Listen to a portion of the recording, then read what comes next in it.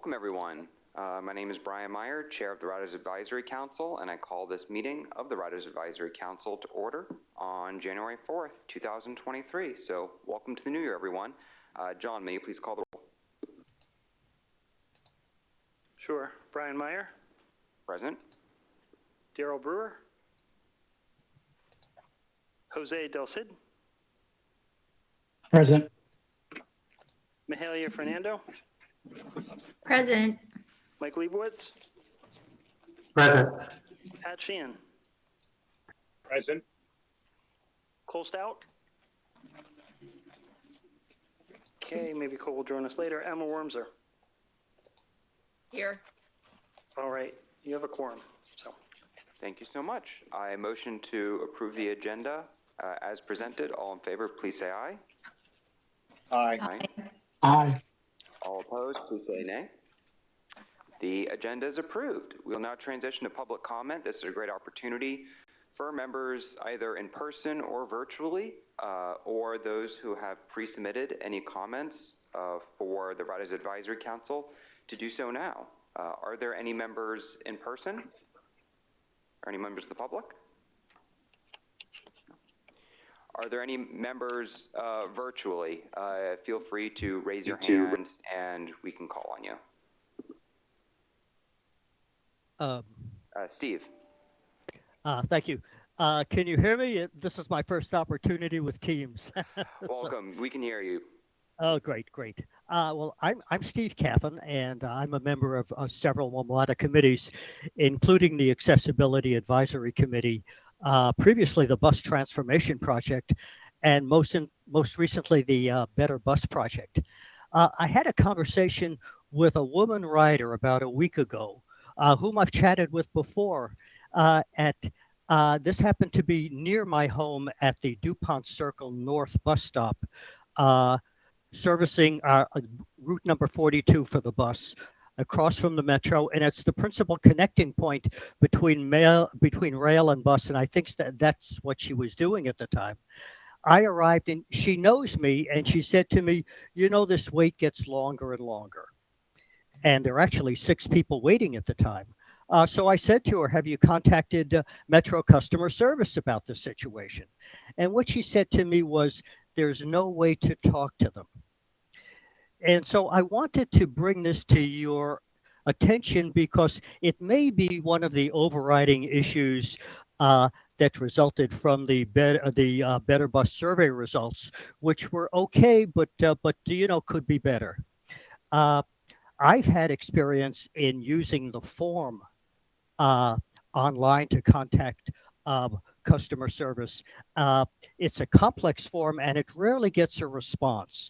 What I think the riders want is a human interactive experience where they can explain fully the particular concern, have somebody say, look, we'll research it for you, and get back to them. And, you know, I don't know whether this is kind of an ombudsman or maybe not so official, maybe just a group of 1 or 2 people that handles a particular bus customer service calls to strengthen the ongoing responsiveness, not necessarily waiting for the local meetings that are had, but just be available for specific concerns. I think that would strengthen the results that we've currently seen. Thank you. Awesome. Thank you, Steve. Are there anyone else?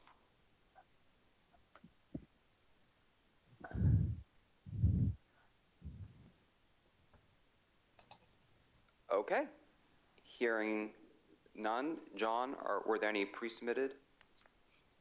There was one letter. Excuse me. It was from Earl Holloman. Good afternoon. After the recent shootings and robberies on or around Metro, I have written the DC Council's Committee of the Whole, which houses the Washington Metro Rail Safety Commission already.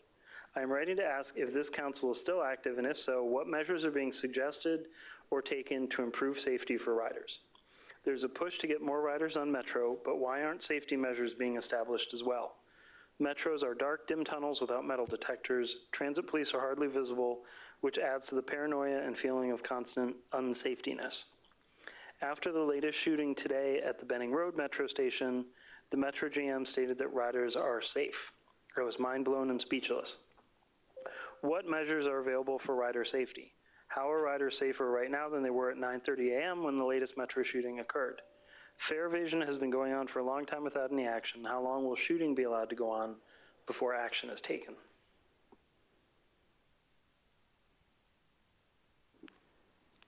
Thank you so much. And I would like to also submit my own personal public comment, and that is just highlighting and recognizing a piece of news that came out today about Metro Transit police officers being equipped with Narcan to prevent opioid overdose deaths, I think pertaining to rider and customer safety. I think that is a very positive development that our Metro Transit Police Department is equipped and trained on using that particular life-saving medicine and tool to help people that may be overdosed. So that was very welcoming, and looking forward to seeing how that could prevent further injuries or deaths in our system. So, are there any other public comments? Mahalia. Hi, I'd also like to bring up a concern. In the 2 weeks that I rode the Metro almost every day between Christmas and New Year and the week before, there were at least 4 incidents of people smoking in the car that I was in, and it was mostly cigarettes, but also weed. And I think it's crazy that this is allowed to go on. As I know, it's, of course, it's not allowed, but also I'm not comfortable confronting anyone on the train. But I think it's a concern, and it just seems to be getting worse. It does not seem to be going away. Mike? Hi, Happy New Year, everybody. So on what we just heard from, I guess regarding the safety and the weed, I can tell you that, as part of the annual report committee, pretty much, I mean, there's everybody I talk to when they bring up like 3 issues that they have or concerns they have about Metro. And I know it might sound petty or small to some people, but it really is a concern for the riders, the smoking and the weed thing. I mean, it's, I've at least more than half the time during the week, every day when I go on the train, at least once a day. So half my commutes, there's cigarettes or weed on there, and it's and nobody's going to confront it, and so it is a concern for the riders, and I don't think that should be minimized. And to just for Steve's comment, I thought it was really helpful. That's something that we've also heard. So just for Steve's edification, that having a dedicated bus, customer service call line is something that has come up in some of our conversations I've had with people. So as we prepare this report we're working on, that is definitely a proposed solution that we're going to present in a report to the board. So thank you for that comment.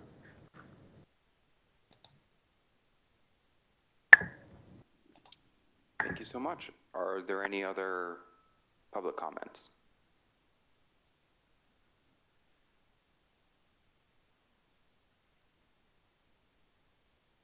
Hearing or seeing none, we will transition to the next portion of our agenda, which is the proposed FY24 operational budget, and we have several members from staff who have come to talk about it with us. So we have Tom, Mark, and Alex. Welcome. Thank you so much for taking time out of your evening. And I will turn the floor over to you. The presentation will be projected certainly on the Teams, but feel free to follow along otherwise with the presentation that was delivered to all members of the RAC. So thank you. Thanks, Brian. And thanks to the Riders Advisory Council. Tom Webster, Planning and Performance at Metro. I'm joined by a few members of the team here. We'll walk through the presentation and then happy to engage in some dialogue here, and the team will help me with questions I don't know the answer to. Really appreciate the council's, I know Alex and Mark, and I think maybe some others were here a couple of months ago to talk about some of the things we're working through. And last month, the general manager proposed his FY24 operating budget and FY24 to 26-year capital improvement program.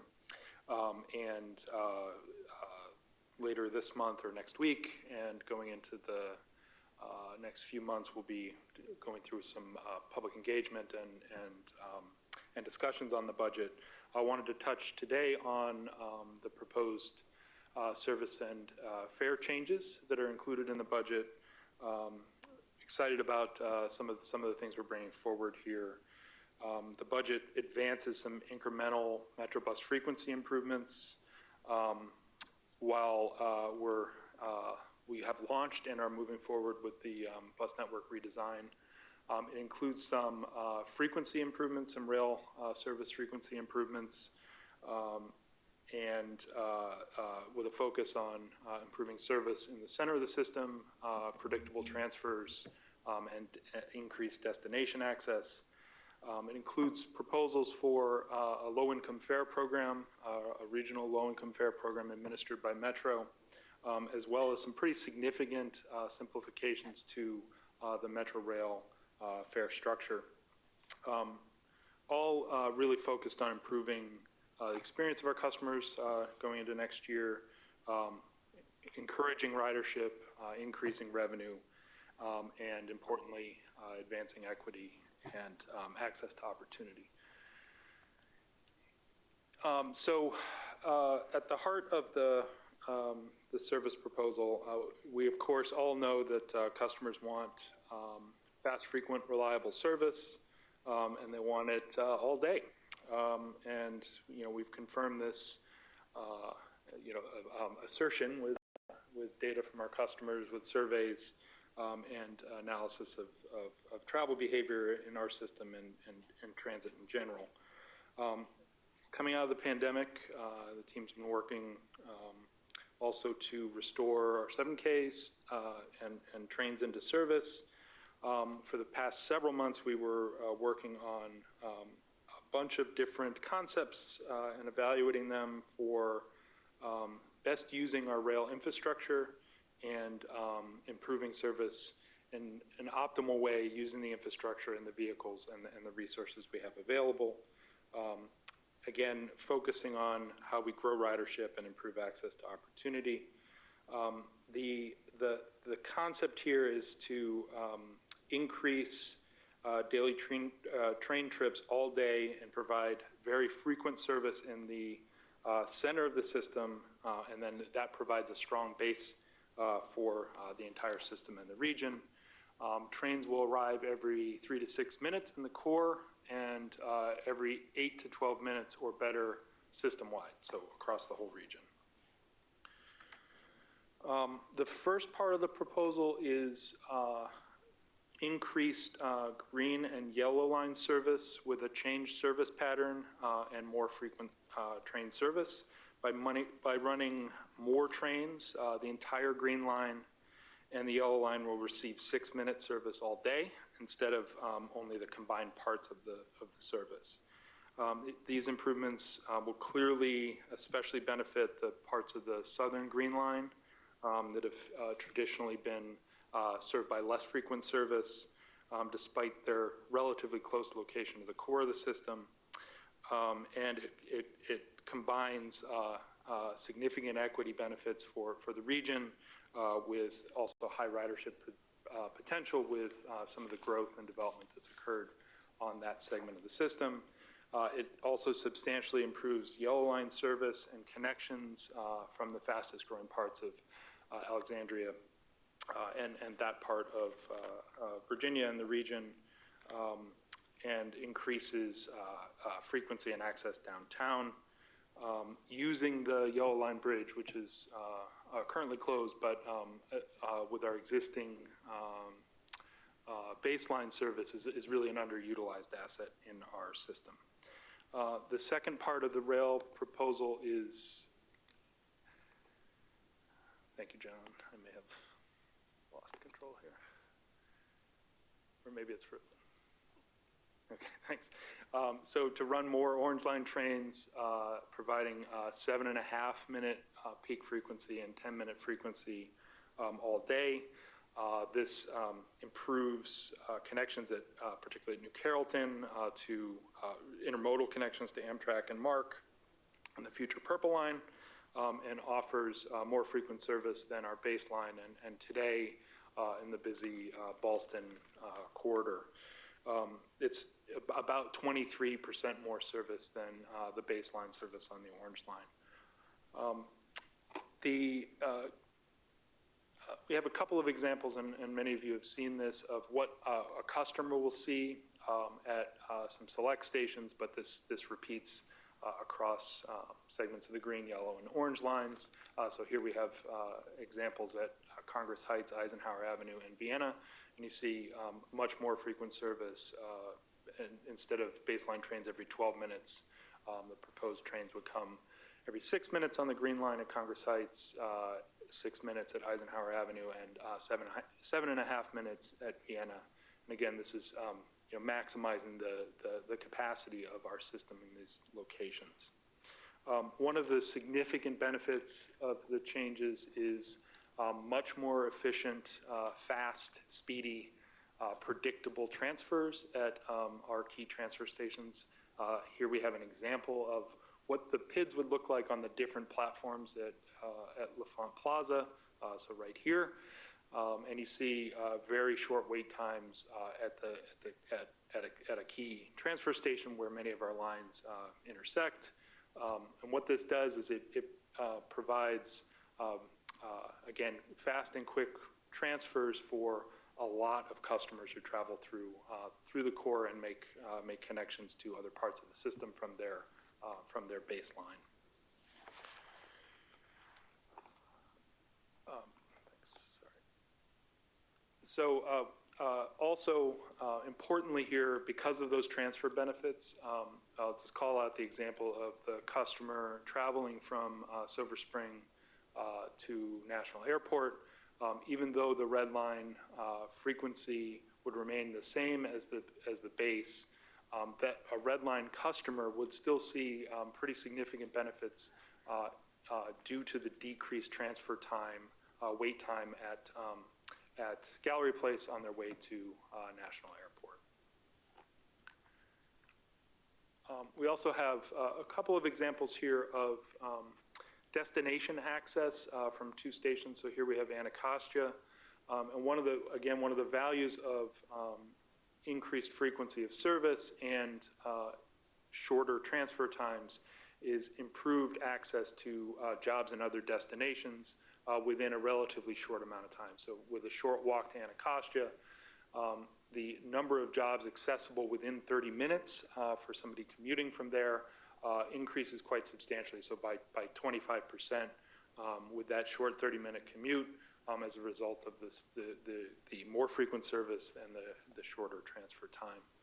Another example here, Braddock Road Station in Virginia, and again, the combined benefits of the yellow and green line driving a considerable amount of that destination access improvement.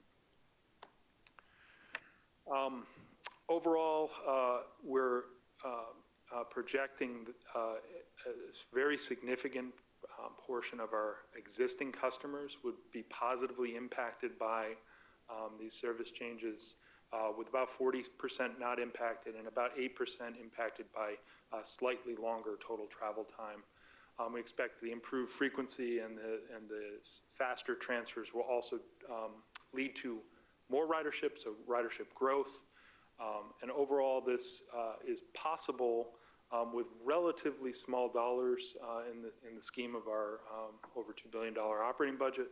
So about 19 million net increase in resources and investment in service. So to summarize, really excited about those rail frequency improvements. Appreciate the feedback from the RAC on some of the draft concepts. We have deferred consideration of some of the other service changes for a variety of reasons, but you recall some concepts that looked at turning trains at Silver Spring and Grosvenor and improving frequency in the downtown on the Red Line. We've elected to defer that at this point. Also, we're examining for the long term the potential to improve travel time on the Silver Line, and again, electing to defer consideration of that for now, or a recommendation to defer consideration as the Silver Line Phase 2 has just opened, and want to see what customer behavior is with the new service, and continue to explore some options.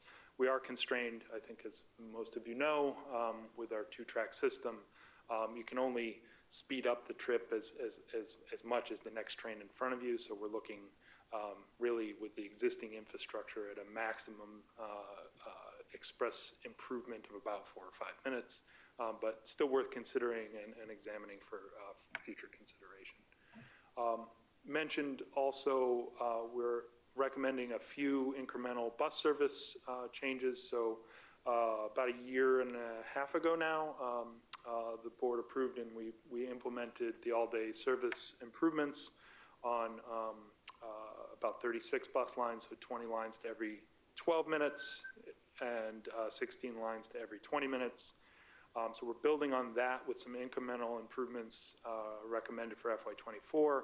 And then, as I mentioned, we've launched the outreach components of the Better Bus network redesign, and actually later this month we'll also be presenting an update on that program. So the three changes that are included in the proposed budget, again, improvements to the B2 in the District of Columbia, the A12 in Maryland, and the 16M the creation of the 16M in Virginia. All three things where planning work has progressed already, and we're close to ready to implement these changes. Expect ridership benefits at, again, a relatively low cost, in anticipation of more changes coming as a part of the network redesign in FY24, FY25. Again, relatively modest cost with some potential ridership growth from these service restructures and improvements. Moving to fares, I mentioned, and I think the team probably discussed with you the implementation of a first ever regional low-income fare program administered by Metro. The concept is to offer low-income customers a 50% discount, very similar to the discounts currently offered to senior and disabled customers for Metro Rail and Metro Bus. The proposal is to design this that customers will qualify based on their enrollment in jurisdictional supplemental nutrition assistance programs. So either in their home jurisdiction, and that is what would qualify somebody for Metro's low-income fare program. And our proposal is to offer customers a very straightforward, quick sign-up process with the idea of reaching as many people and driving this program designed to drive equity to as many people as possible, as many customers as possible. A relatively modest cost, again, in the scheme of our overall budget, but a pretty significant benefit to our customers who need it the most. Fare simplification. So we've heard from most of you and many, many other people, and we all know how complex Metro's Metro Rail fare structure is. We contemplated a whole bunch of different concepts for future potential fare structures, including flat fare concepts, zone-based fare concepts, and settled on a simplification of our existing distance-based fare structure, largely due to a few things. Financial implications of obviously a free fare system or a flat fare system are pretty significant. And then moving from a complicated distance-based fare structure to either a flat fare or to a zone-based system presents some pretty significant equity and Title VI challenges, problems, and obstacles. That are not insurmountable, but are quite complex and would require some time to build a transition to. So rather, we've settled on a recommendation of simplifying the distance-based fare structure, eliminating the peak and off-peak fare differential, so simplifying the charge to a $2 base charge all day. That has the somewhat elegant alignment with our existing late night and weekend fare at $2 and our standard bus fare at $2. So with this proposal, the standard customer entry for Metro Rail and bus will be that flat $2. We're also recommending to simplify the distance charge and standardize it. So rather than the complicated tiered system with different rates for different times of day and distances traveled, simplify it to 40 cents per mile after the first 3 miles. And then the proposal includes increasing the max fare from $6 to $6.50. And again, a lot of iterations and options and considerations here. But the concept here is a simple standard base charge of $2 and then a standard per mile charge of 40 cents up to that maximum of $6.50. The transition from the complicated to the simple will result in some people paying less than they do today, some people paying more, but everybody having a more predictable standard fare all day with the elimination of that peak off-peak differential. Importantly, also, the Metro bus fare stays the same, so no change in the standard bus fare or the discounted fare. But with the implementation of the low-income fare program, those eligible would then see a 50% reduction in their bus fare or their Metro Rail fare. There are also, because of the structure of the Metro Access fare as twice the fastest comparable fixed route fare, there will be some simplification in the Metro Access fare, as well as some reduction in some Metro Access customers' fare as a result of the reduction in the base fare from $2.25 to $2 in the peak. So there is also some more predictability in Metro Access fares as a result of the standardization of the peak and off-peak. So instead of there being variable fares by time of day, there'll be more standardization there. So while the base Metro Access fare and the maximum Metro Access fare in the proposal remain the same, there will be some changes and some simplification as a result of the structural changes in the rail fare. Overall, what we were striving for in this proposal is to drive all 6 of the Metro Board's fare policy principles, which is not an easy thing to do, as some of them are on the surface are competing. So driving ridership and driving revenue can be at times competing objectives. But we feel with this proposal, with the simplification, with the low-income fare program, and the discounts associated with that, we can expect higher ridership next year, higher revenue as a result, and a simpler, more convenient experience for customers. And I started with this, but I'll close with it as well. So the general manager's proposed budget is a milestone in the process here, but really the start of the process for the board's consideration. So he proposed his budget in December. The board will be considering next week the authorization of, or the committee will be considering, Finance and Capital Committee, authorization of public hearings, with the board scheduled to act on that 2 weeks later. And then public hearings will occur in, John, I think public hearings in early March. Is that the? I believe right now we're looking at this, I think the second, like March 8th, Okay. second full week of March. So public comment and public hearings in that time frame. So I say that in part because there's some time for customers, for riders, and stakeholders to participate and to react to these proposals, and to provide Metro and the board some feedback. So talked a lot here. We're happy to support a discussion, answer questions, or of course, if we don't have the answer right here, we can get back to you with more information. Most definitely. Thank you so much, Tom, for that presentation. Very comprehensive on the service and fare optimization components of the FY24 budget. I have a whole page of questions and comments and stuff, but I feel like maybe our time would be better spent yielding to the rest of the RAC in terms of any questions they may have. So I'll open up the floor.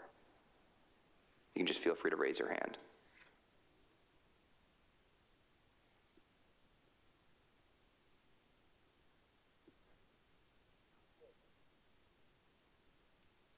Emma. Hi, thank you for the presentation. It was super helpful. One question I had, and I'm sorry if I missed it, are these assumptions for 6-car trains or 8-car trains? I'm specifically wondering about the Silver Line because I've noticed that when I've taken it recently with the Dulles stop, there are a lot more people with suitcases, and so space is a little bit more limited naturally than I've seen previously. So I was just wondering about that. So I'll offer something and then the team jump in here.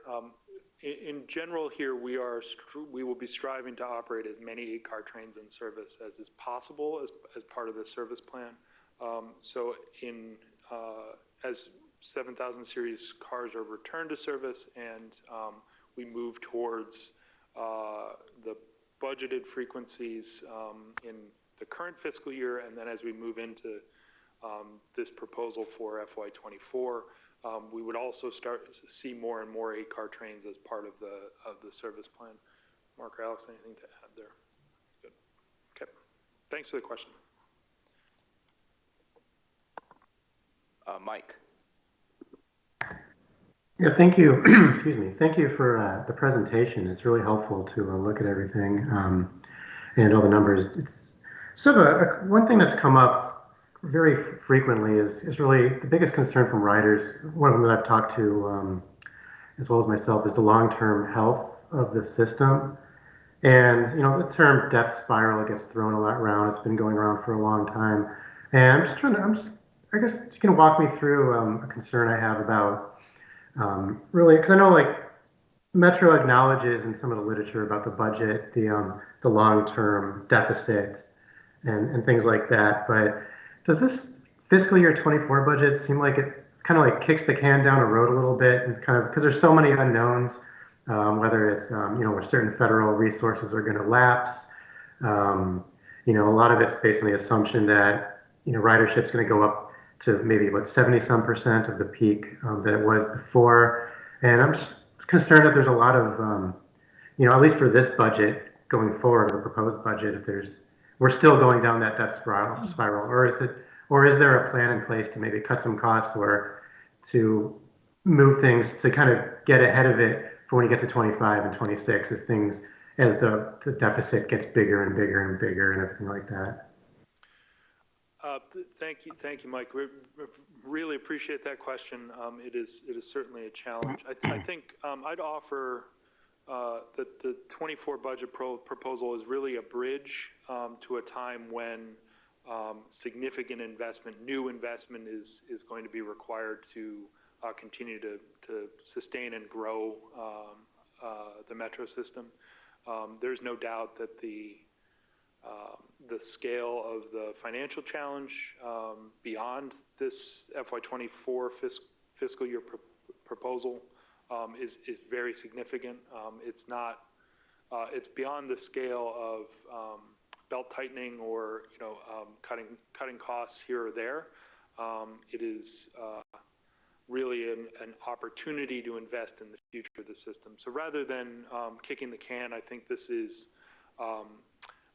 optimizing the resources that we have going into this next fiscal year, working to provide the best level of service we can, simplifying fares and driving the low-income fare program and other things to try to encourage ridership and grow the system that way. But you're right. There's a structural deficit that existed pre-pandemic where costs continue to grow and revenues and investment don't keep pace.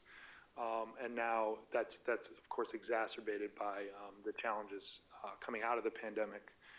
So I think there'll be much more to come on this, but the concepts in the budget are, like I said, trying to optimize, use the resources the best way we can to provide great service and encourage as much ridership as we can.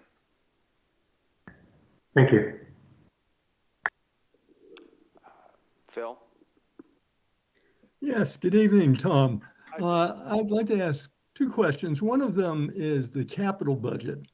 And one of the issues with all of the bus project improvement is that bus stops are not being addressed. Tino Calabia, who chairs the Bus Rail Committee on the AAC, can probably talk to it more. But I know most of the bus stops are the purview of the jurisdictions. However, the board is made up of representatives of the jurisdictions. And one would hope during the budget discussion that there would be some negotiations between local board members and local jurisdictions, because some of the bus stops are truly abysmal. So increasing the service to a bus stop in the middle of a jungle with no sidewalk is not a good thing. And then one other informational item about the Metro Access fares and simplification. It sounds simple that Metro Access fare is twice the fastest parallel route on bus rail. The problem is bus and rail go to the locations at different times. And so when we calculated it 10 years ago, there are over 150,000 iterations of fares over a 30-minute period based upon which bus was going from one place to another. And it wasn't a question of the fares, it was that. And that's why the flat fare is something that has been sought after for so long, that you have the data right now for the flat fares on weekends and late nights during the week. But while it may sound good that it's simple, it really isn't simple. And if someone has a choice, which I often have, because I live on a corner where I am across the street from the rail and in the middle of the block for 4 bus routes, and I can ride the bus for half the price to the same location. But if the train is coming at the time I book my Metro Access ride before the bus comes, I'll be paying twice as much for my Metro Access ride, but I won't know that. So that's just a question of the complication. And then the last thing, again, just to mention you, using the reduced fare formula of people that are on SNAP discriminates against all of the low-income people that are not on SNAP. And that's a huge volume of people. So I would request that you find another way to locate low-income people than just using something as simple as SNAP. Particularly now, with the change in Congress, SNAP may disappear. that's on the agenda. But thank you. I've taken too much time.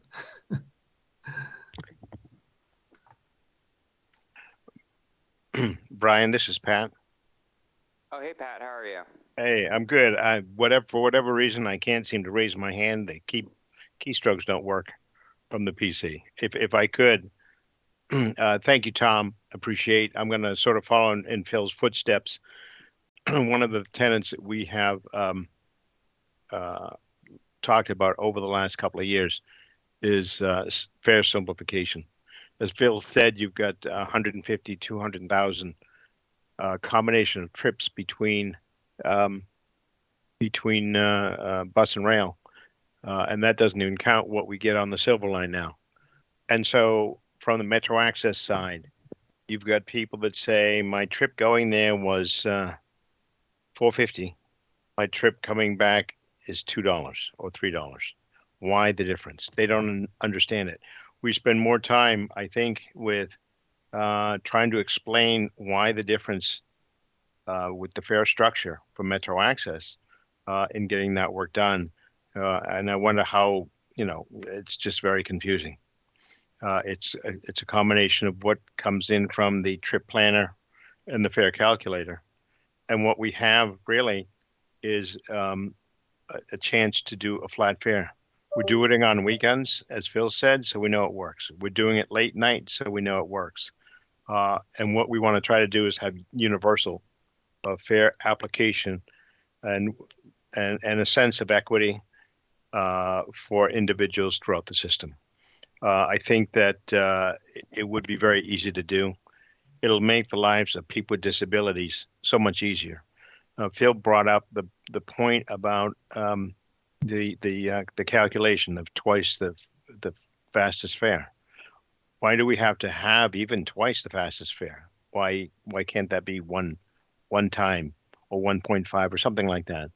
He also brought up the idea of you tying the disability rate for disadvantaged people to SNAP. Well, you have SSI, Social Security Income, SSDI. Those could be better models. But I think just making it easy down the line, we've already doing it for 30, 40, 45% of the trips. Why can't we just have a flat fare of $4? I know that when we've looked at the money as it comes in from individuals who are taking trips now, I think the $4 would actually be a slight increase overall for the budget for Metro Access. So I would ask that we take another look at what we're doing for people with disabilities, see what we can do to move towards fare simplification, and that's something that I'm going to urge, and I'm going to have individuals with disabilities urge for a fare simplification of a fixed fare, flat fare that we're already enjoying evenings and weekends. Thank you very much. Mark, you did a great job last night with this with AAC, and a great presentation tonight. Thank you. Jose? Yeah, real quickly, I want to thank you guys for presenting this stuff. This is all pretty interesting. The only question I had was you guys had shown 3 bus routes, I think it's B2, A12, and 16M. Were there other routes that maybe couldn't make it into this FY24 budget that you guys are looking at? I think these are good ideals to look at, growing ridership and stuff like that. I just kind of want to know a little bit more how you guys arrived at these things. And maybe you guys already explained it. So yeah, I'm happy to offer a little more on this and ask the team to jump in as well. So what we are very much looking at, in fact, every bus route across the whole region as part of the network redesign. What we focused on here were really 3 key increments where I think I mentioned earlier, some of the work had been done previously on frequency improvements, on some of the planning work on frequency improvements and restructures. And there's an opportunity to do these in advance of the network redesign, sort of independent of that process. So the B2 in the district is really a continuation of the all-day service network program that was implemented about 1.5 years ago, so very similar in concept there for a very high ridership route. The A12 in Maryland is a restructure to try to simplify and improve connections. That again is not so much dependent on a broader network redesign. And then that 16M is similarly a restructure and an extension to connect to Crystal City. So incremental improvements among a whole long list of potential changes that will be considered as part of the Better Bus Network redesign. Certainly, there are opportunities to do more. We thought these were three worth advancing ahead of that broader program. Thank you. I appreciate that. Yeah, and I at least I agree with the 16M, just with the ridership down Columbia Pike. I take the 16A to, Pentagon City, and having that extension could be kind of helpful, if you have to stop by and get something before going to Crystal City. So I appreciate your follow-up. Thank you. Thank you. Are there any other questions? So I have a few, and of course, if anything comes up between now and when I finish, just continue to raise your hand. Actually, the first is just a comment, just to send a reminder to everyone on the rack in terms of this timeline that you see. So the board of directors, I believe, was briefed on service and fare optimization concepts in late October. On our November 4th meeting of the RAC, we were briefed, and that is when we had our little vote-a-rama. I know Mark was there. Alex, I forget whether you were there. And then on our November 17th board meeting, the WMATA Board of Directors, we presented our recommendations preempting the release of the actual budget. And in that report, we had articulated the importance of eliminating the differential between peak and off-peak fares, creating a low-income fare program, simplifying the formula used for the mileage, and we kind of punted on the service optimization in large part because there were a lot of different proposals and we didn't think that we had enough information.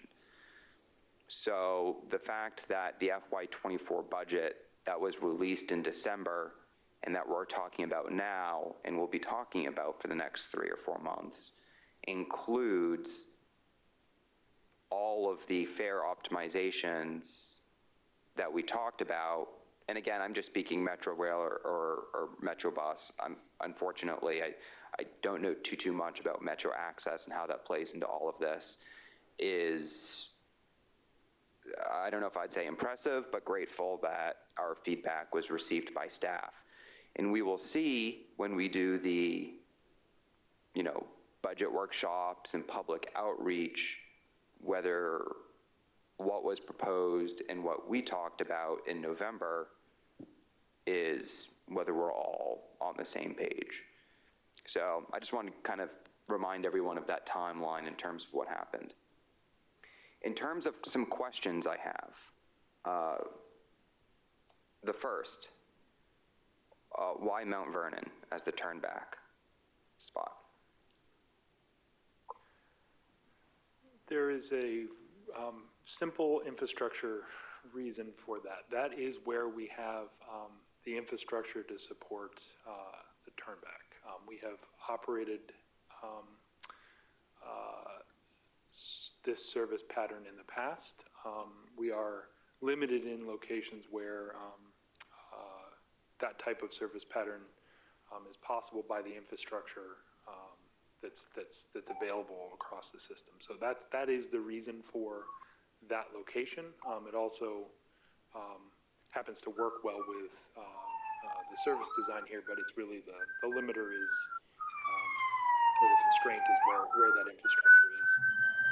Can I just add on to that, Hum, or do you want to briefly explain what a pocket track is and why it does what it does? And Sure. maybe just simply to explain to people why that's there and not someplace else. Right, so if you can imagine, I'm not going to do this justice, you're putting pressure on me here, but you can imagine 2 tracks and trains coming every few minutes in both directions. You need a spot to turn a train around. So pocket track is a place where a train can pull out of the service, out of the main line, 2 lines, and turn around and go back the other way. We only have a few of these across the system. Mount Vernon is one of the places they're located. Otherwise, you would be turning trains around in active service, which you can't do at frequencies like we have. Thank you. That's really interesting. I didn't really know about that. My next question is increased service on the Orange Line. I personally will not complain. I mean, I live in Ballston, so I just hop on whatever train comes to the station and I take it. But I know not this year or even 2022, I think maybe even 21, we were briefed on the traffic that goes through Roslyn and how it's oftentimes, if not near capacity. You're confident that the increased service on the Orange Line can be handled, especially through a station like Roslyn? You are correct that there is a core capacity constraint. So it starts at Roslyn coming from Virginia and runs through the core of our system. Maximum amount of trains is limited. We're confident that the infrastructure can support this level of service. We'll be getting close to maxing out how much service can operate in the core between Roslyn and Stadium Armory on the Blue, Orange, and Silver with this service proposal in the FY24 budget. So some of you are familiar with our Blue, Orange, Silver corridor capacity and reliability study and some of the work that's been happening there. And that is planning for future investment to increase east-west capacity to relieve that problem and grow ridership and improve, again, equity and access to opportunity. But we will be more or less maxed out in capacity through the core with this service proposal. Good to know, but also we're really looking forward to seeing kind of that Blue, Orange, Silver line capacity grow, especially with those being in high demand areas. My next question, it was not covered in the presentation, so I do have to apologize if I'm catching you off guard. And that pertains to service hours. Are there non-budgetary reasons for why we can't have, in particular, longest service hours on the weekend or earlier service hours on the weekends? So there are a lot of non-budgetary reasons for service hour considerations. The key is maintenance and capital project work in the across the system. The hours of service and available time for work on the tracks or work that requires the tracks to be shut down is a balance. And so there's work underway now.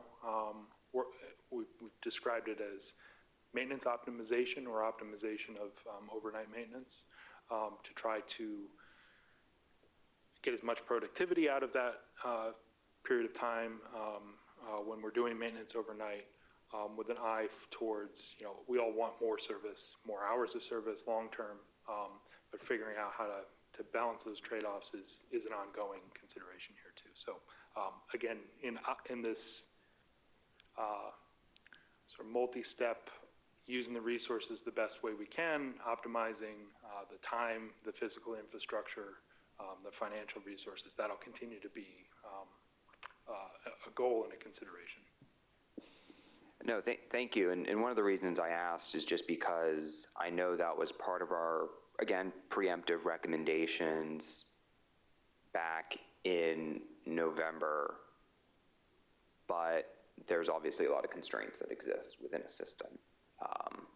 Obviously financial constraints with supply and demand, but also for some of those non-budgetary reasons. Is still studying service hours, is that something that you all are doing on an active basis, presumably, even outside of the budget process? Yeah. Yes. Okay.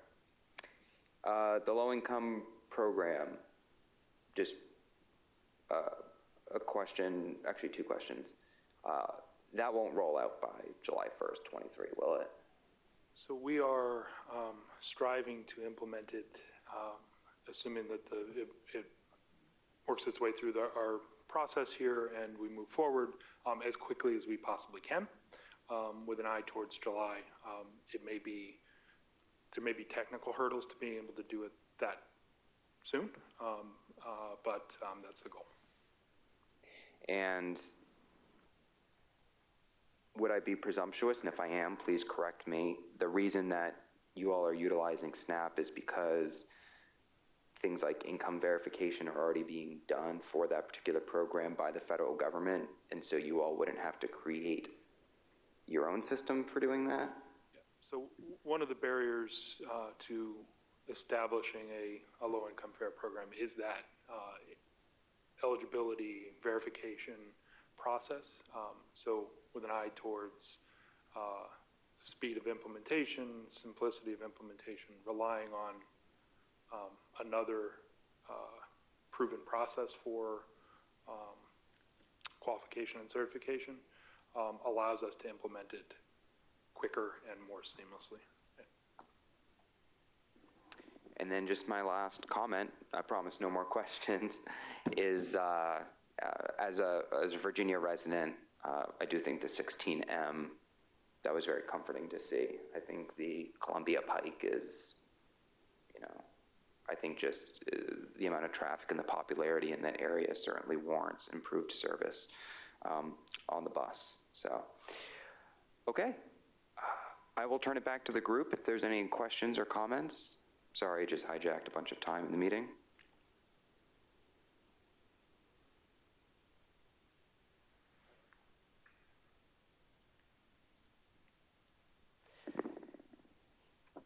Hearing none? Thank you. Oh, yes, John. I just want to let everyone know that, so this will go to the board. They'll authorize the public hearings at the end of this month. And then the comment period will start mid to late February.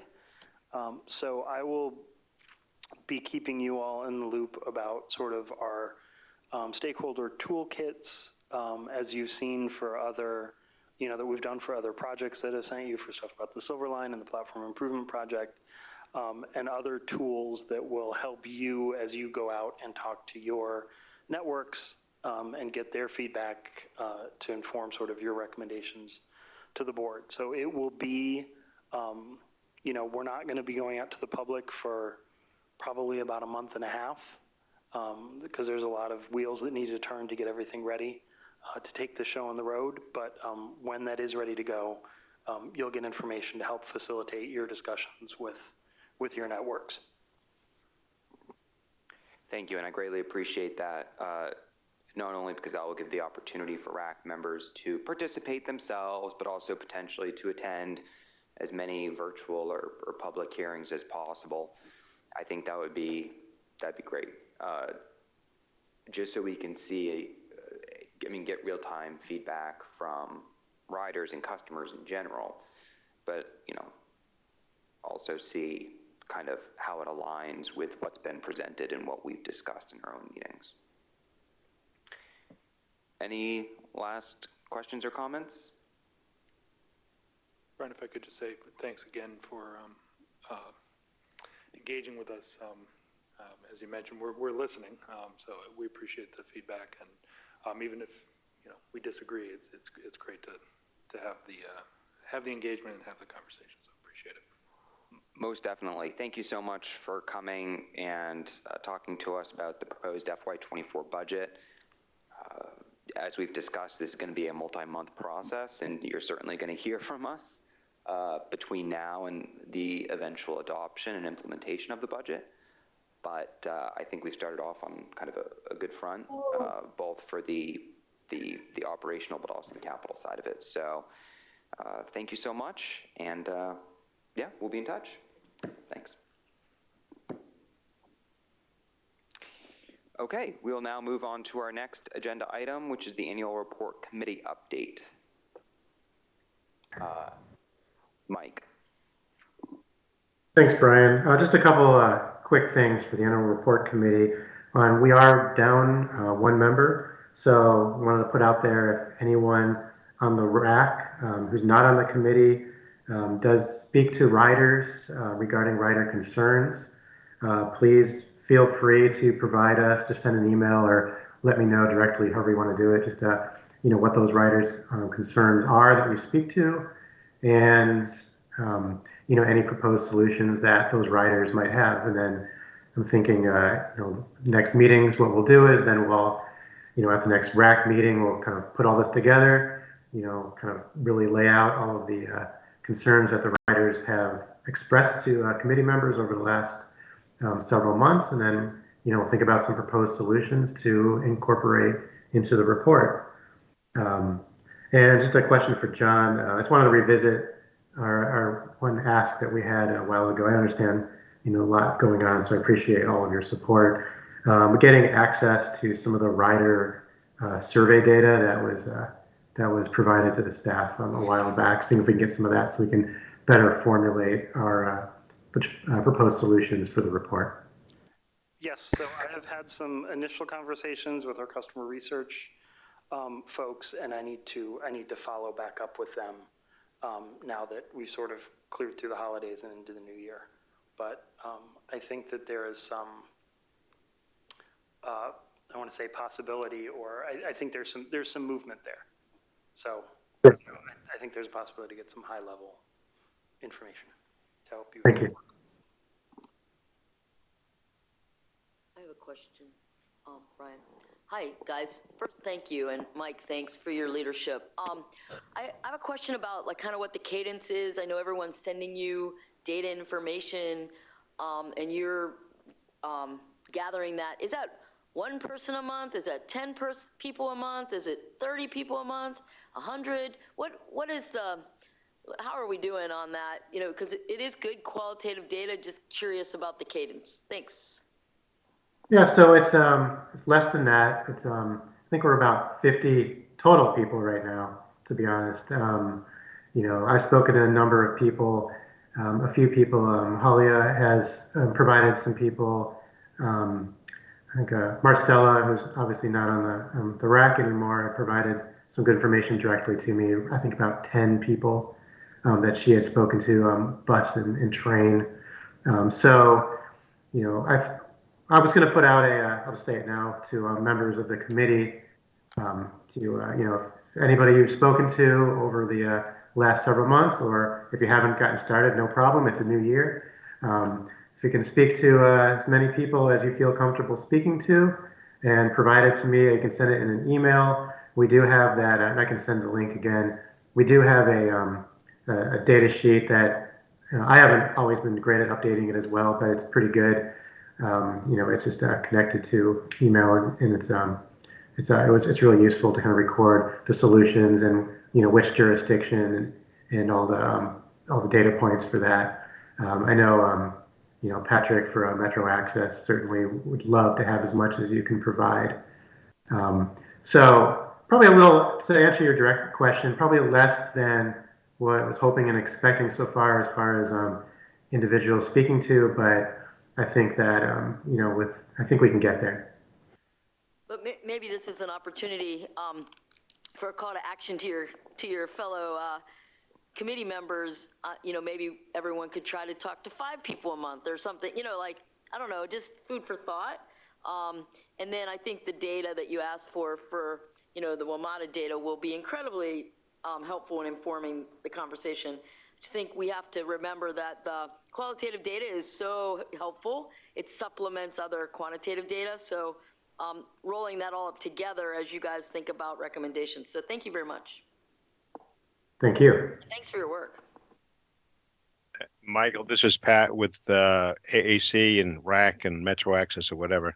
So we've got a lot of good people that I can speak to. They have done a lot of outreach. I can get some numbers for you, but particularly some of maybe the top 5 recommendations or something like that we're seeing as far as issues going forward. So I owe you that, and I can get that for you. That's great. And also, see where we are. Yeah.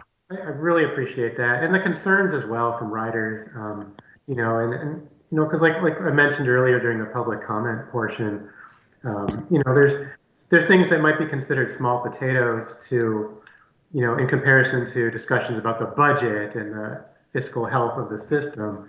But, you know, we're talking to riders that their day to day, they spend, you know, a good portion of their mornings and afternoons, if they're commuters or whatever it is, every day. You know, there's things that affect these things that affect their lives on a daily basis. So I think their concerns are something that, you know, we should incorporate into this, which again is also part of the mandate from our governing bylaws, you know, is presenting the concerns to the board, but as well as our proposed solutions. And I think once we have these concerns, and definitely the solutions that riders propose, you know, for your people, Pat, that's excellent. Then we can bring all of that before we really start drafting the report, so everybody from the RAC can kind of weigh in on proposed solutions and really think about it, and we can have a really good good document that's meaningful and really represents the concerns and the solutions for the riders. And So, but thank you Brianna, to the committee and for all Brianna, I'm sorry. Go ahead. I'm sorry. No, you guys go ahead. I was going to say, I am a little more unburied from my inbox, and I saw a request from you for information. So I'm going to work on that also. I owe you an email on some Metro Access issues. Brian, you go again. Good. I also want to just remind the RAC members that budget hearings are going to be this spring. It might be interesting to, you know, for each of your jurisdictions, for you all to sit and listen, maybe even be in person, interact with on the side. I don't know how that works. Yeah, you know, you're welcome. We can figure something out if people want to go to the hearings. There's also the opportunity, if our communications and outreach staff were here, Lisa would say that our outreach is not just hearings. We send a lot of people out to intercept people where they are to get information and to get feedback, or to at least let them know that there are ways to provide feedback on the budget. I'm sure you've all seen the folks in the yellow vests. You know, and there are also opportunities if you want to go out and do that. I know that I think a couple years ago, some folks went out in advance of one of the platform improvement projects. So that's another opportunity to sort of glom onto some of the outreach activities that Metro is doing to expand your reach. And one last thing for me, if you don't mind, is, you know, based on what Brianna's suggestion, if everybody on the committee can, you know, can set a goal for 2 to 5 people riders that they speak to, whether it's bus or train or Metro Access, which Pat we already talked about, each week, that'll get us the numbers that we're looking for to put together a really meaningful report. So 2 to 5 would be great. And anybody else on the RAC, again, you speak to anybody or want to, don't worry about not being an official member of this illustrious committee. We're very happy to get your input. And thanks again to everybody. No, thank you so much, Mike, for your leadership in this regard and for taking ownership of this project. I think at the last WMATA board meeting, part of my report included kind of synthesizing some of the ideas, not only from the document, but also our December meeting of the RAC. And I made sure to include some concerning customer behavior, in particular, smoking, littering, loud music noises, and general sense of safety. Of course, this was at the same time that I think the shooting had happened in Benning, and then Metro was before that. I think I may not have done entire justice to the conversation of fare evasion, and I actually had a very nice conversation with Mike on the Metro about that. I ran into him, I think, on the Silver Line. So I think for our January reports and subsequent reports, Mike, I'll want to reach out to you specifically with the help of John, of course, to kind of synthesize any new information that has come in or lingering issues that need to be brought before the WMATA board. Are there any other comments or questions about the annual report committee?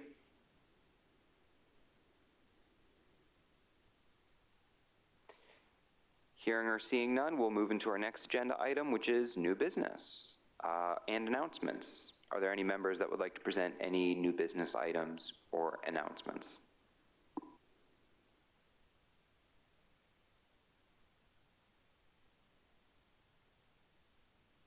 That would be me. So I know that sometimes it's hard to get here by 6 o'clock, and I really appreciate everyone's engagement online. I mean, I think that, almost everyone that's online we've heard from in some way, and I hope that before we leave tonight we can go around and round robin so that everyone that's participating in the meeting puts their camera on so we can see them and offers some wisdom for the RAC before we close. And I think we should make that a habit, and I think if we can do that, we could potentially move to all virtual meetings. So we kind of get rid of this hybrid environment. But with that, I also want to offer that we would come together at least quarterly in person, make that commitment. And so, maybe move to an all virtual settings for most meetings, but quarterly or at least 3 times a year. And that might be for a meeting, or we've talked about doing some field trips, but some opportunity for us to connect directly with each other. But I do find, I'm in Teams meetings all day long myself, I do find when we can see each other on camera that is so, and I see that I'm not quite on camera yet, but oh, there you go. Here I am. I'm right next to John. That it feels, like we're connecting a little better. So I just offer that as a suggestion. It's your committee, but food for thought. No, I certainly like that idea, Brian. I know I don't have a choice to be on camera or not. Here it is. But yeah, no, certainly I appreciate that interactive nature. Certainly that we become comfortable, go around the circle and try to get everyone's input that's on the RAC. 1 second.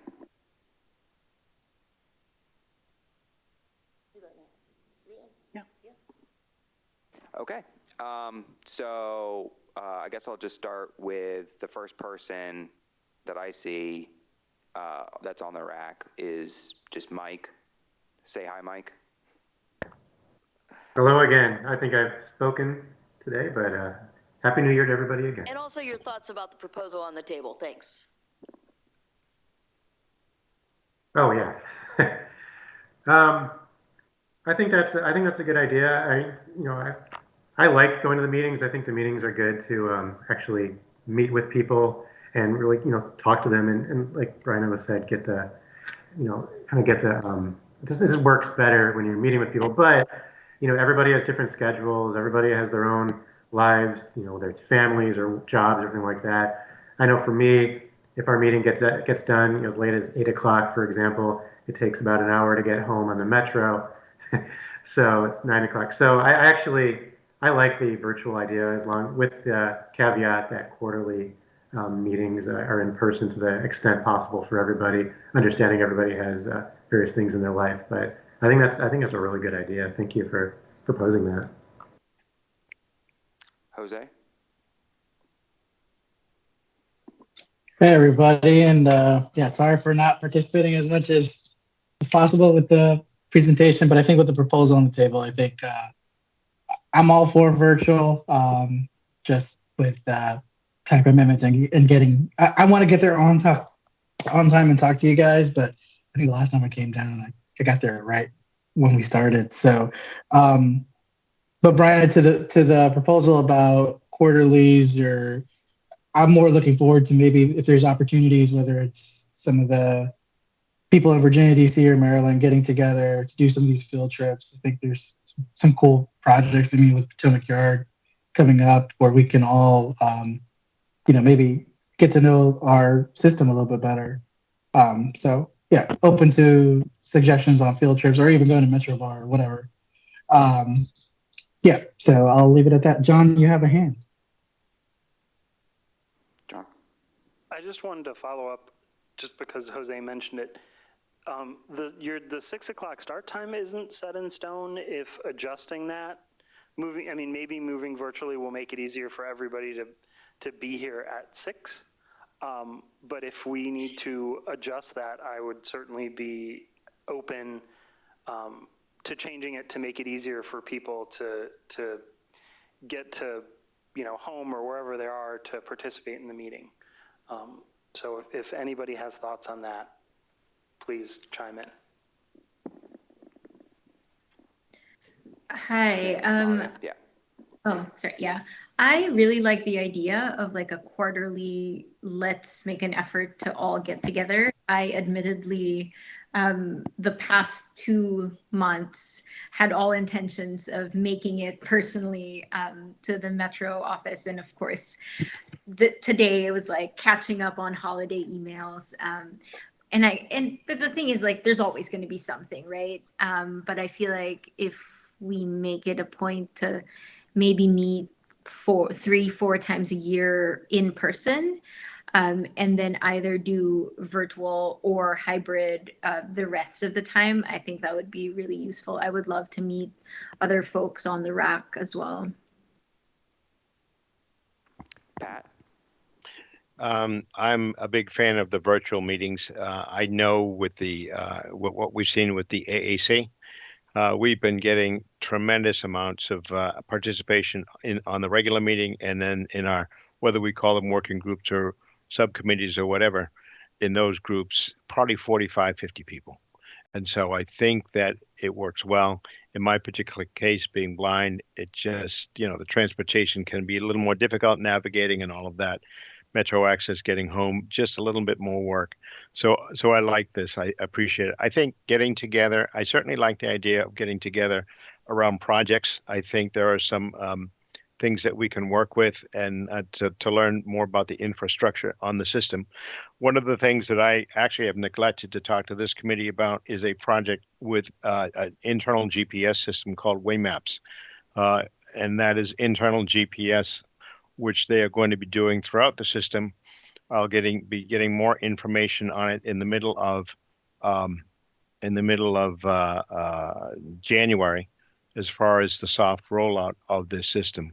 But it is basically internal GPS, as accurate as external GPS is, basically using the Waymaps, Verizon 5G internal GPS, and it's going to allow for access for all kinds of customers and really be completed in about 18 months.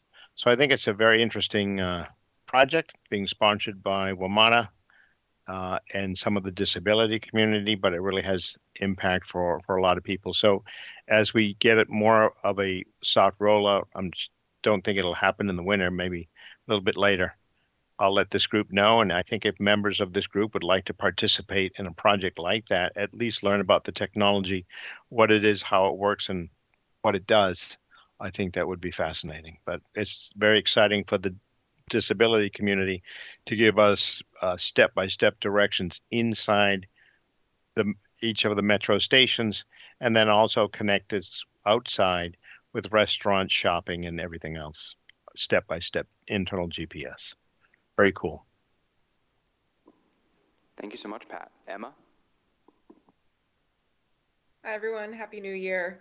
Yeah, I'm fully supportive of the virtual proposal. I think that that's a great idea.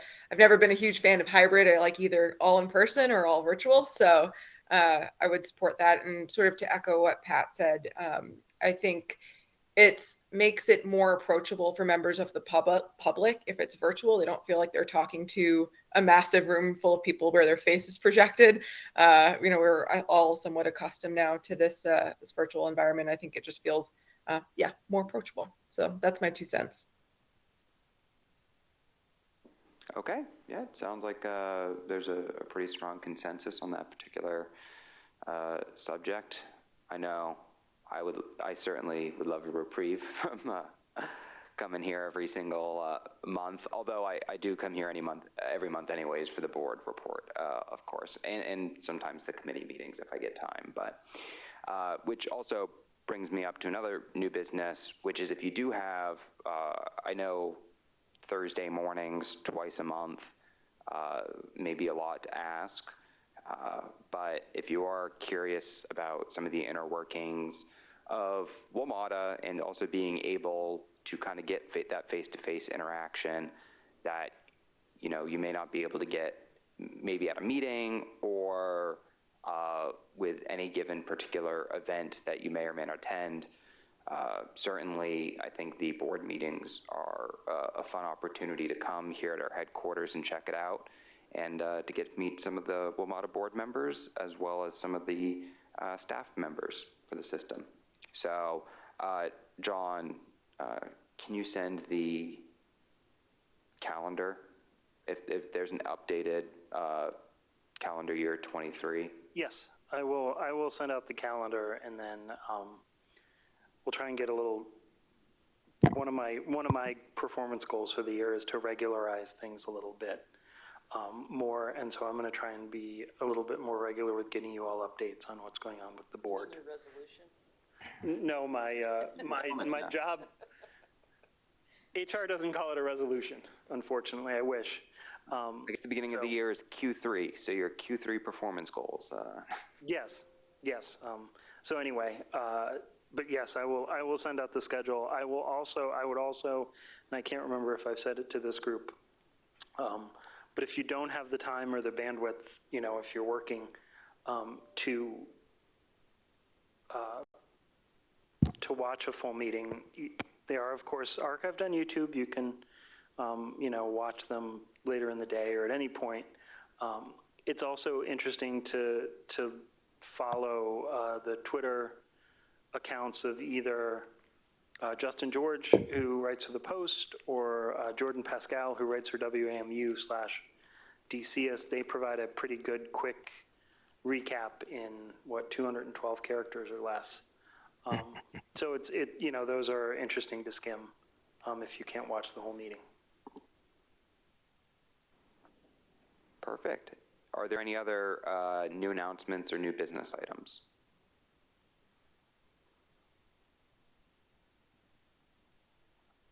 Hearing or seeing none, our next item is the adjournment. So I move that we adjourn this meeting of the Riders Advisory Council on January 4th, 2023 at 7:30 p.m. All in favor, please say aye. Aye. Aye. Aye. All opposed? We're adjourned. Thank you all so much. And we'll be in touch with a recap of the meeting as soon as possible. Thank you all so much, and have a great rest of your week. Happy New Year. We'll Happy see New you. Year. Happy New Year. We'll see you at the Bye, end of the everyone. month, Brian. Happy New Year. Happy New Year. Yep. Thank See you. you all.